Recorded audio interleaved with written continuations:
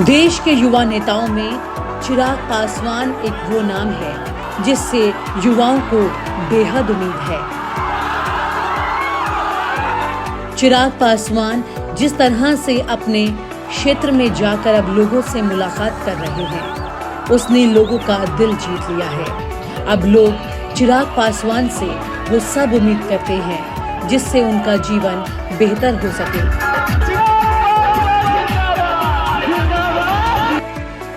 पर्यावरण के मुद्दे पर भी चिराग पासवान से लोगों को काफी ज्यादा उम्मीदें हैं। 2014 के लोकसभा चुनावों में जमुई सीट से जहां उन्हें केवल 2,85,000 वोट मिले थे, 2019 में उसी सीट से 5,28,000 से भी ज्यादा वोट मिले। शायद ही किसी उम्मीदवार ने अपने वोट शेयर में इतनी बड़ी वृद्धि पाई होगी। चिराग का फोकस युवाओं पर रहा है और अपने प्रदेश बिहार पर तो खास तौर से। चिराग एक एनजीओ चलाते हैं, चिराग का रोजगार, जो बिहार के बेरोजगार युवाओं को नौकरी दिलवाने में सहायता करता है। बिहार से उनका इतना लगाव है कि उसके ट्विटर यानी एक्स अकाउंट का नाम ही युवा बिहारी चिराग पासवान है। तभी बिहार से जुड़ा कोई भी मुद्दा हो, चिराग की प्रतिक्रिया या सुझाव काफी तेजी से मीडिया में छा जाता है और बिहार सीएम की बात हो तो उन्हें धोने का कोई भी मौका चिराग अपने हाथ से जाने भी नहीं देते। ना टूटने वाला हूँ, ना झुकने वाला हूँ और डरता तो भाई मैं किसी से नहीं हूँ। बिहार को लेकर उनका अभियान बिहार फर्स्ट, बिहारी फर्स्ट की भी काफी चर्चा रहती है। बिहार को नंबर 1 बनाने के लक्ष्य के साथ ये अभियान शुरू किया गया है।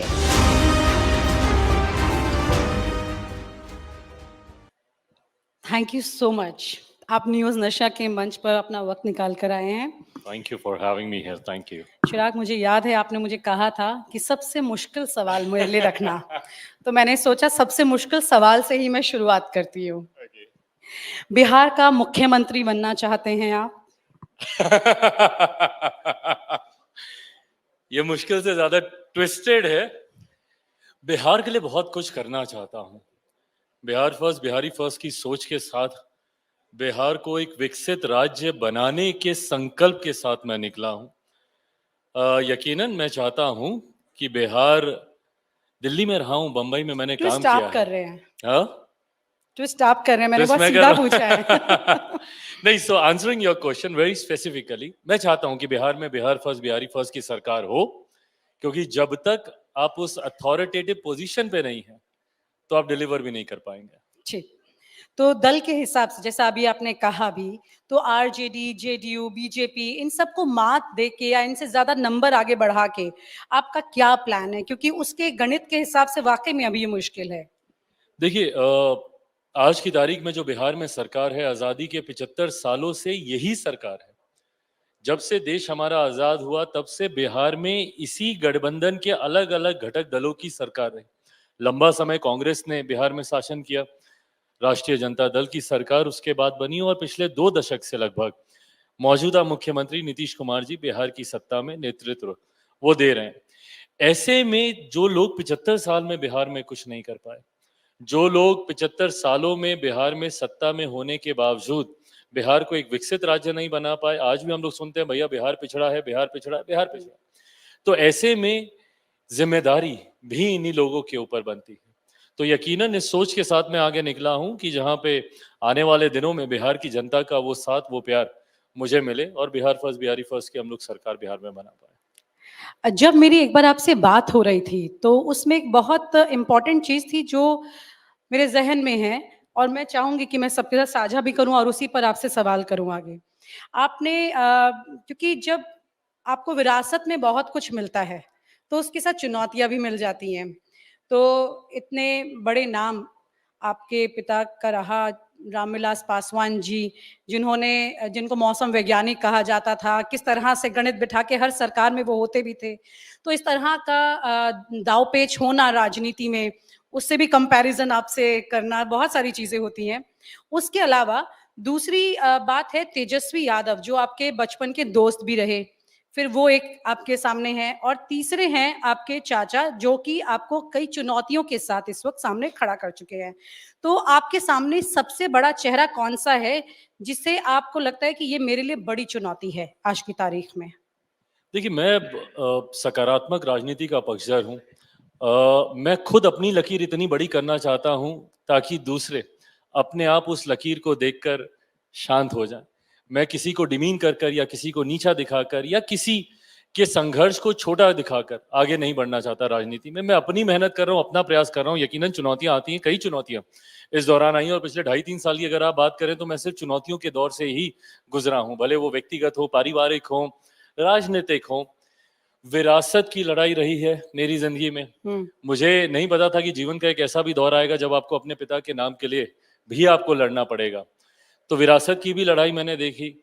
नेपो किड्स को वैसे ही बहुत लड़ाइयाँ और भी लड़नी पड़ती हैं, क्योंकि हम लोग के ऊपर निरंतरता में ये प्रहार होता आरोप है। हाँ। लगता ही है लेकिन कि आपकी भाई, दोस्त कंगना रनौत भी इस तरह के नेपोटिज्म के आरोप लगाती हैं लोगों पर। मैं बोलता हूँ कि मैं अपने आप को खुशनसीब महसूस करता हूँ कि मैंने उनके साथ पहले काम कर लिया फिल्म में। अभी काम करता तो रोज मुझे ही गालियां पड़ती कि तुम जैसे लोगों की वजह से मेरी जिंदगी बर्बाद हुई है। तो she is again being a flag bearer of nepotism. तो ये आरोप भी लगते हैं, पर मैं मानता हूँ कि इवेंचुअली हर व्यक्ति की एक अपनी लड़ाई होती है, एक अपना संघर्ष होता है। कम ज्यादा डिबेटेबल हो सकता है, बट हाँ, चुनौतियां आपको खुद ही झेलनी पड़ती हैं।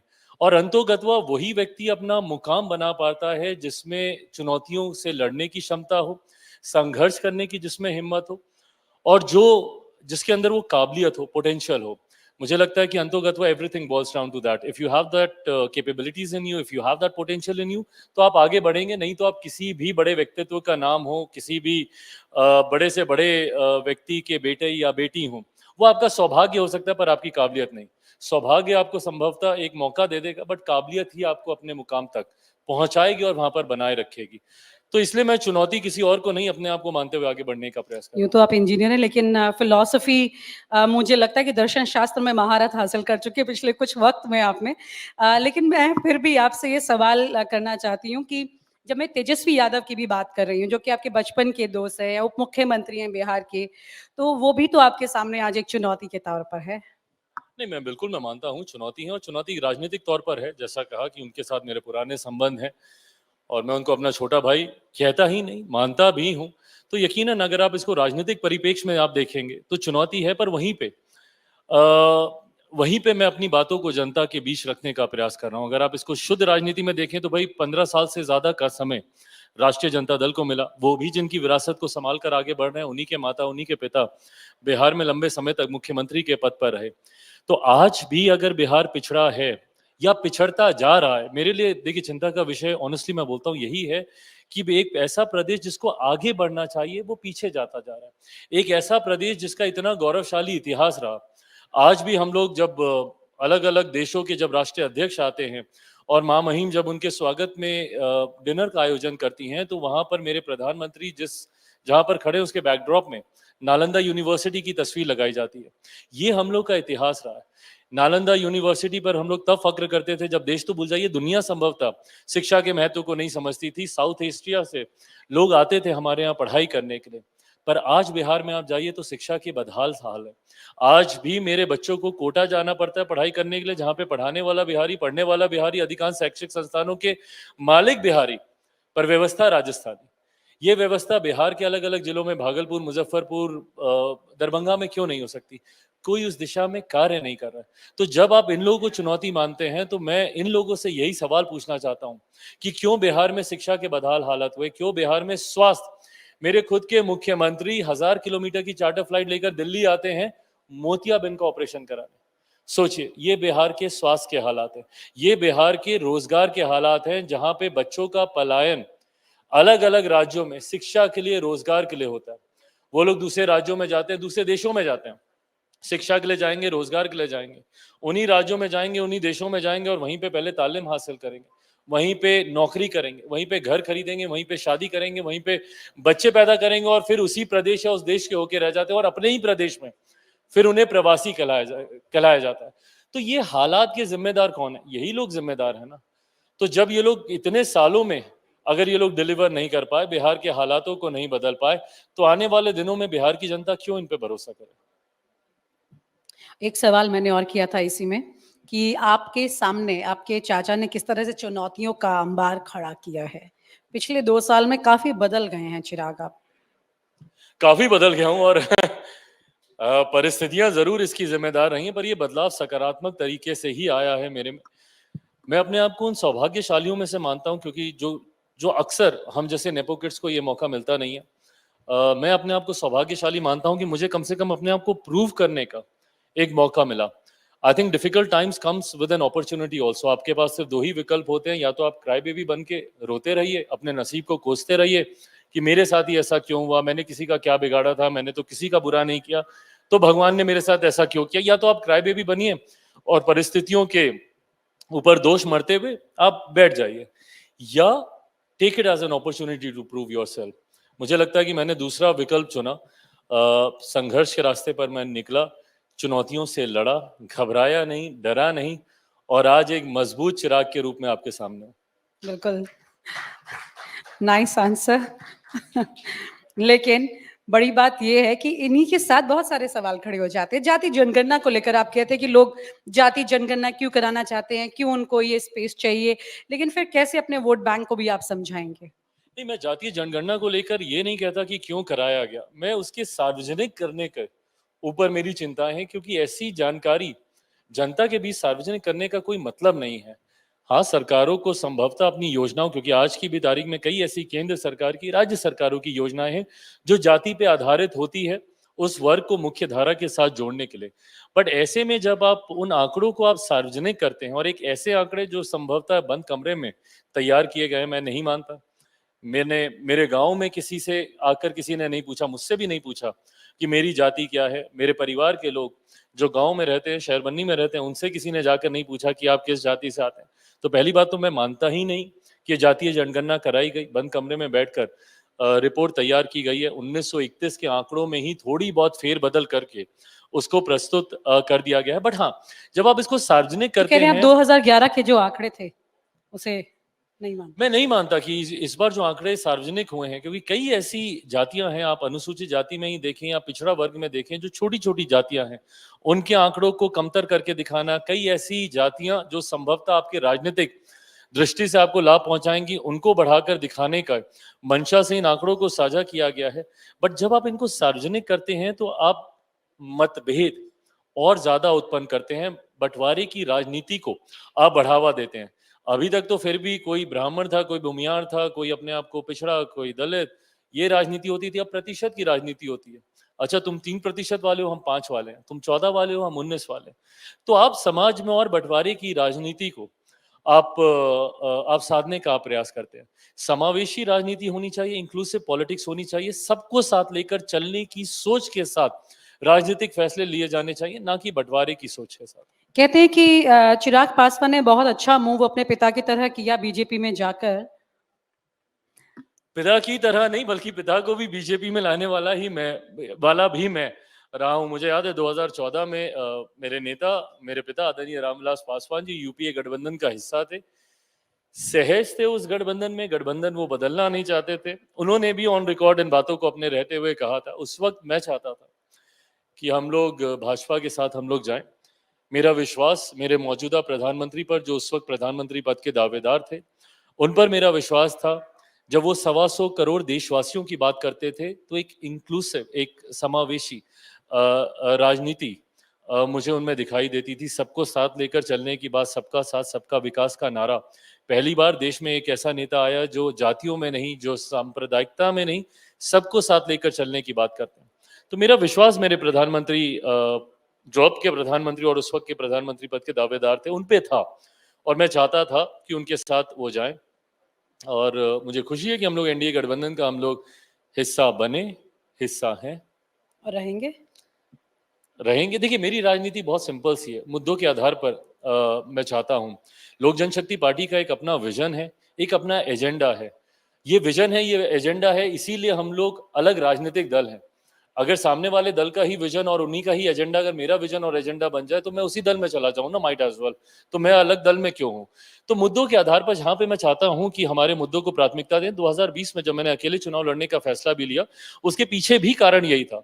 बिहार फर्स्ट, बिहारी फर्स्ट की सोच के साथ मैं आगे चल रहा था। मुख्यमंत्री जी के साथ निश्चय जो उनका विजन है और जो आज की तारीख में सरकारी एजेंडा है, मैं उससे सहमत नहीं हूं। मैं नहीं मानता कि बिहार में नली गली बनाकर और बिहार में नल जल पहुंचाकर आप बिहार का विकास कर सकते हैं। ये बेसिक डेवलपमेंटल नेसेसिटीज हैं, इसको बाय डिफॉल्ट किसी भी सरकार को करना है।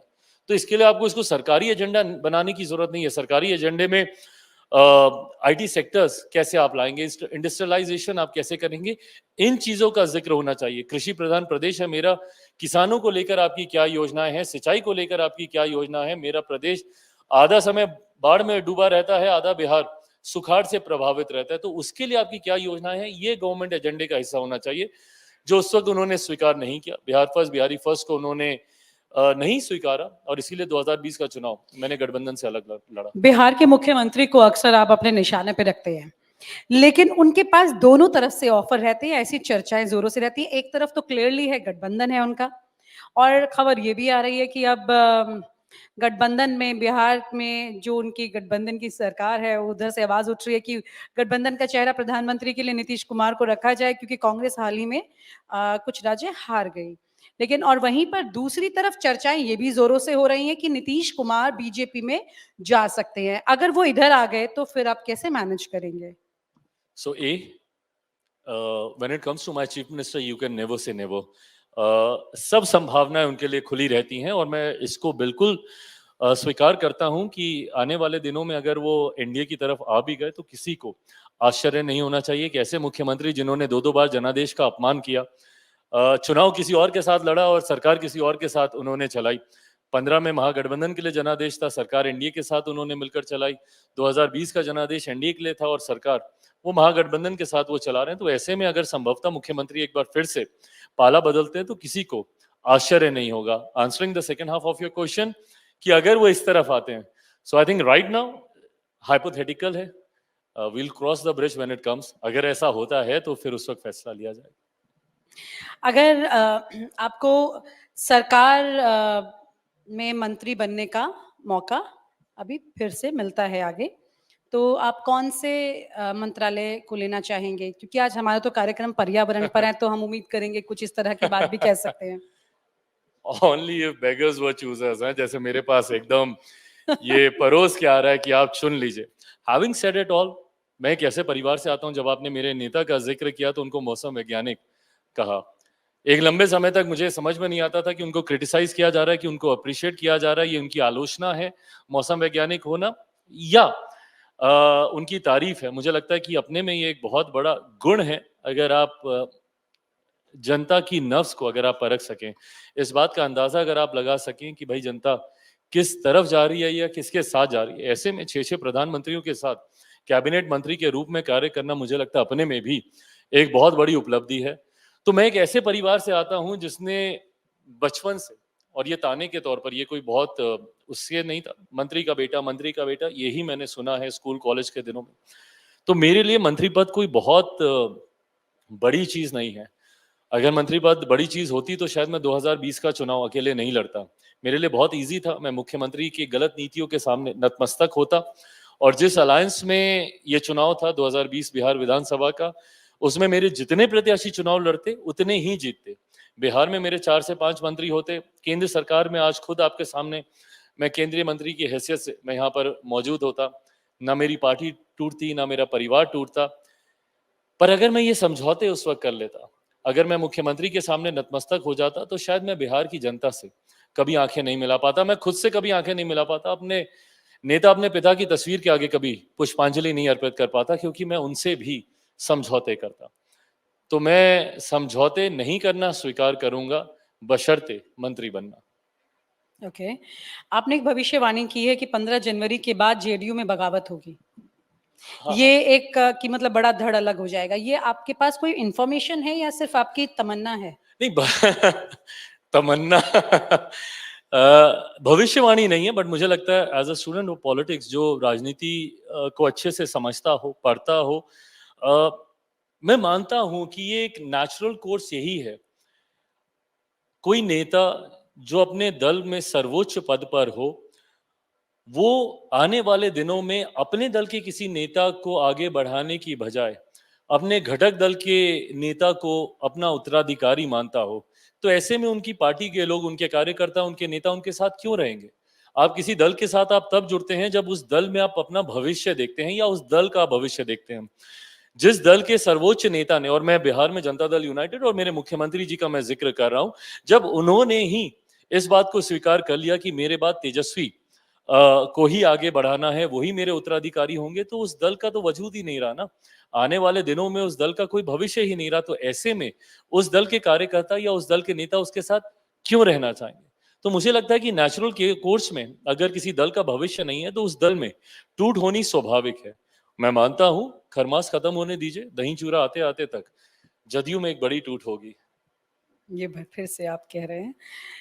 आगामी चुनाव के लिए अभी से सारी पार्टियां अपनी तैयारियां शुरू कर चुकी हैं, रैलियों के ऐलान भी हो गए हैं, लेकिन आपकी पार्टी ने नए साल के कैलेंडर बांटने के लिए बिहार में अभियान शुरू किया है।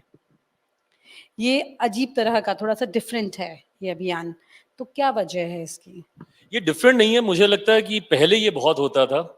आज के हाईटेक युग में जब कैलेंडर आपके मोबाइल पे हैं और एक ऐसे दौर में जब everything is available on the click of a button, तो मुझे लगता है कि ये परंपराएं कहीं ना कहीं छूटी।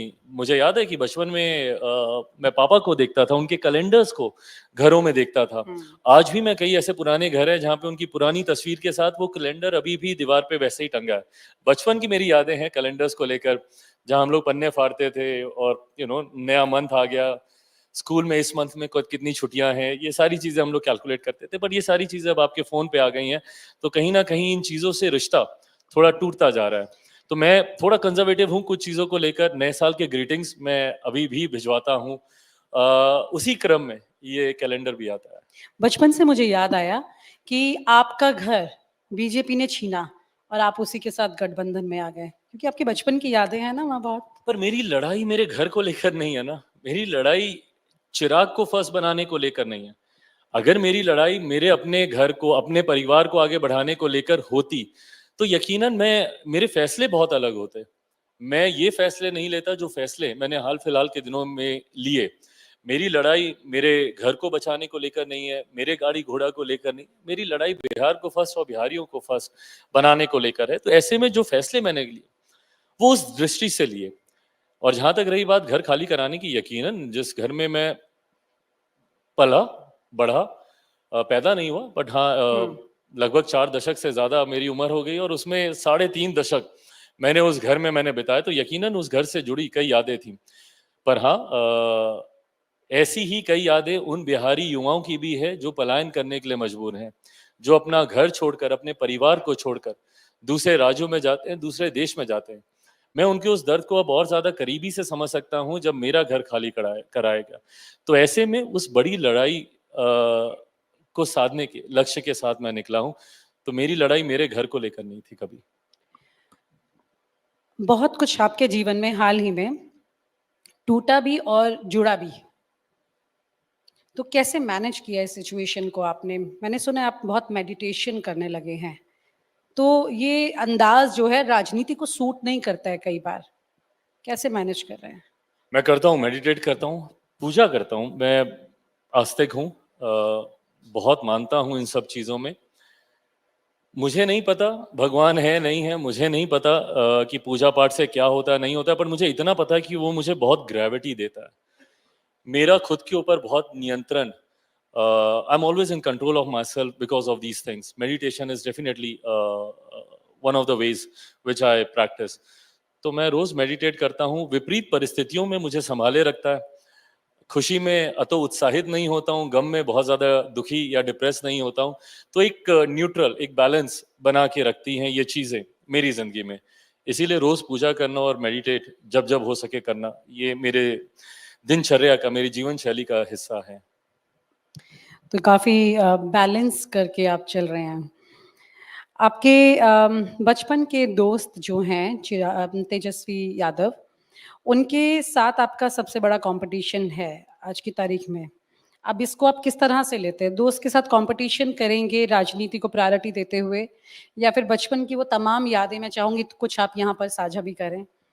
मुझे लगता है राजनीति एक ऐसा क्षेत्र है जहाँ पे कई बार ऐसी चुनौतियां आपके सामने आती हैं जहाँ भाई को भाई के सामने खड़ा होना पड़ता है, पिता को बेटे के सामने, बेटे को माँ के सामने। कई ऐसे उदाहरण हम लोगों ने राजनीति में देखे हैं जहाँ एक ही परिवार में अलग अलग झंडा उठाने वाले लोग हैं और एक दूसरे के साथ सहजता से रहते हुए राजनीतिक द्वंद्व भी कर लेते हैं। मैं मानता हूं जो कहीं ना कहीं आज की तारीख में मुझे नहीं दिखता, और आज की तारीख का मतलब ये नहीं है कि मैं कोई बहुत बूढ़ा और पिछले जमाने का हूं। पिता के साथ रहकर मैंने इन चीजों का अनुभव किया है। राजनीति का एक वैसा दौर जहां पे राजनीतिक मतभेद रहे हैं पर वो कभी व्यक्तिगत नहीं रहे। पापा के साथ मैंने देखा कि अलग अलग पॉलिटिकल पार्टीज के लोग उनके बहुत अच्छे मित्र थे। He used to have very good relationship across the political lines. और राजनीति का वो दौर बहुत खूबसूरत था जहां वो सिर्फ राजनीतिक मतभेद थे, वो कभी व्यक्तिगत नहीं हुए। आज की तारीख में मैं जरूर देखता हूं कि कई बार राजनीतिक मतभेद व्यक्तिगत हो जाते हैं। आप राजनीतिक आलोचना करते करते वो मर्यादा लांघ देते हैं और वो आलोचना सिर्फ राजनीतिक नहीं रह जाती, व्यक्तिगत हो जाती है। आज की तारीख में अगर उदाहरण के साथ मैं बताऊं तो कई बार राजनीतिक आलोचना मेरे प्रधानमंत्री की करते करते उनके बारे में कई ऐसे व्यक्तिगत अपशब्दों का इस्तेमाल किया जाता है जो उचित नहीं है। हाल फिलहाल के दिनों में एक और उदाहरण, मेरे मुख्यमंत्री जब बिहार विधानसभा में बोल रहे थे तो एक पूर्व मुख्यमंत्री जो कि दलित समाज से आते हैं उनके बारे में उनकी आलोचना करते करते कई अपशब्दों का इस्तेमाल व्यक्तिगत तौर पर वो उनके ऊपर करने लगे, जो गलत है। मैं मानता हूं विरोध नीतियों का होना चाहिए। मुझसे बड़ा शायद मेरे मुख्यमंत्री का उनकी नीतियों का और कोई विरोध ही नहीं है, पर वो विरोध सिर्फ नीतियों तक है। जब मेरे मुख्यमंत्री मेरे सामने आते हैं मैं आज भी उनके पांव छूता हूं। उम्र में वो मुझसे बहुत बड़े हैं, तजुर्बे में वो मुझसे बहुत बड़े हैं। ऐसे में वो व्यक्तिगत सम्मान बनता है उनके लिए, और जो मैंने हमेशा उनके लिए किया है। तो इसीलिए राजनीतिक मतभेद होने के बावजूद आप व्यक्तिगत संबंधों को आप निभा सकते हैं, ये मैं मानता हूं। और यही मैं अपने छोटे भाई के साथ सहजता से कर रहा हूं और कर पाऊंगा। तो छोटे भाई तेजस्वी यादव के साथ कभी गुपचुप डिनर पर जाते हैं? गुपचुप जरूरत नहीं है मुझे कुछ छुपा के करने तो की। मतलब जब जाते डिनर हैं। पे जाऊंगा तो डंके की चोट पे जाऊंगा। अच्छा। चिराग, आप शादी कब कर रहे हैं? अब ये इसको कहते हैं मुश्किल सवाल। सॉरी हाँ। How do you answer these questions? I don't have an answer to it. जवाब Ask नहीं। my mother, पापा होते तो वो जरूर इसका जवाब देते, क्योंकि सबसे ज्यादा घर पे शौक उन्हीं को ही था मेरी शादी को लेकर। बट आज की तारीख में जिम्मेदारियां बहुत हैं, परिवार की, पार्टी की, चुनाव सर पर हैं, लोकसभा, उससे ज्यादा महत्वपूर्ण मेरे लिए बिहार के विधानसभा। तो व्यक्तिगत जीवन के लिए फिलहाल समय नहीं है। अब व्यक्तिगत जीवन की बात कर रहे हैं तो एक सवाल मेरे जहन में आ रहा है और मैं बार बार मतलब उसे अवॉइड नहीं कर सकती हूँ। जब आपके पिता के बाद आपने अपनी माँ को उनकी पहली पत्नी से मिलवाया, ये अलग ही तरह का जेस्चर था। इस बारे में आप थोड़ा बताएंगे? कभी उन्होंने नहीं सोचा लेकिन आपने कर दिया।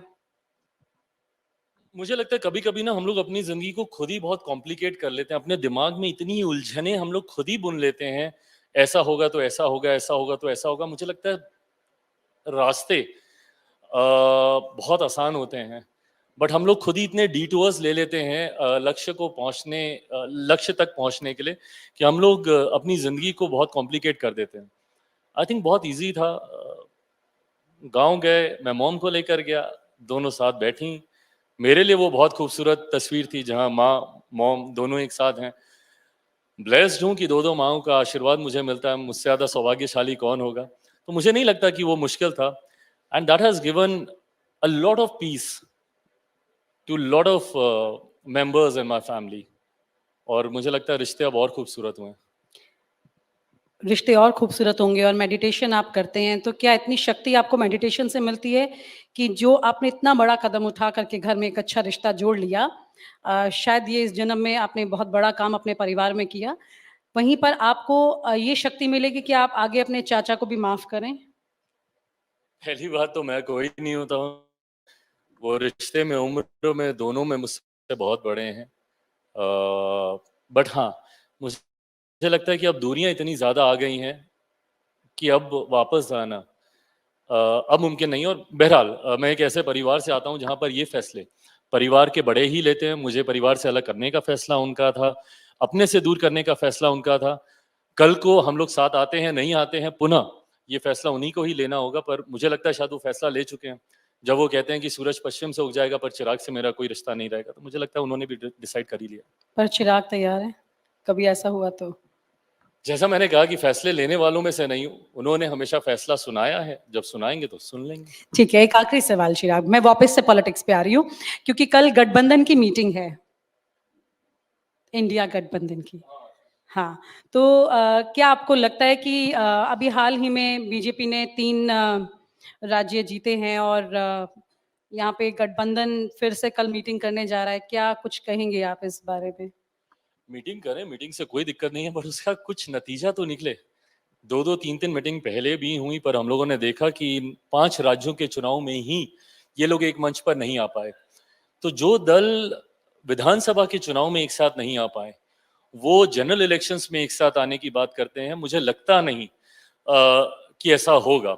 उदाहरण हम लोग के पास 2-2 चुनाव के रहे हैं, 2014 में भी ये प्रयास किया गया था, 19 में भी ये प्रयास किया गया था।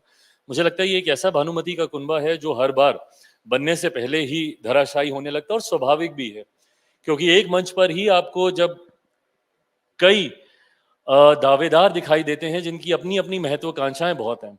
मुझे लगता है कि जब एक साथ इंडिया अलायंस के तमाम घटक दल जब एक साथ आते हैं, तो एक मंच पर 1 दर्जन से ज्यादा आपको प्रधानमंत्री पद के ही दावेदार दिखाई देने लगते हैं। तो ऐसे में व्यक्तिगत महत्वाकांक्षाएं जब इतनी हावी होने लगें कि आप एक दूसरे के सर पर चढ़कर अपने लक्ष्य तक आप पहुंचने का प्रयास करें। इस बार के भी चुनाव में हम लोगों ने देखा कि जिस तरीके से घटक दलों के बीच जुबानी जंग सुनने को मिली। कांग्रेस के एक वरिष्ठ नेता ने जिस तरीके से, सपा के हमारे साथी यहाँ पर बैठे हैं, उन्हीं के नेता के बारे में जिस तरीके से उन्होंने टिप्पणी की जो उचित नहीं थी, और बदले में जो जवाब वहां से मिला, तो मुझे लगता है कि गठबंधन में अगर आप वो सहजता नहीं हो तो उस गठबंधन का टिके रहना मुझे नहीं लगता कि मुमकिन होगा। ऐसे में मेरे मुख्यमंत्री भी उस गठबंधन में है जो उस गठबंधन का नेतृत्व करने की महत्वाकांक्षा रखते हैं। सोचिए, जिनको बिहार की जनता ने नकार दिया हो, वो गठबंधन का नेतृत्व करने की महत्वाकांक्षा को साधने के साथ साथ देश का नेतृत्व करना चाहते हैं। तो ये विरोधाभास दिखते हैं घटक दलों के बीच में। तो ऐसे में इंडिया अलायंस एक साथ आ पाएगा, मुझे लगता नहीं।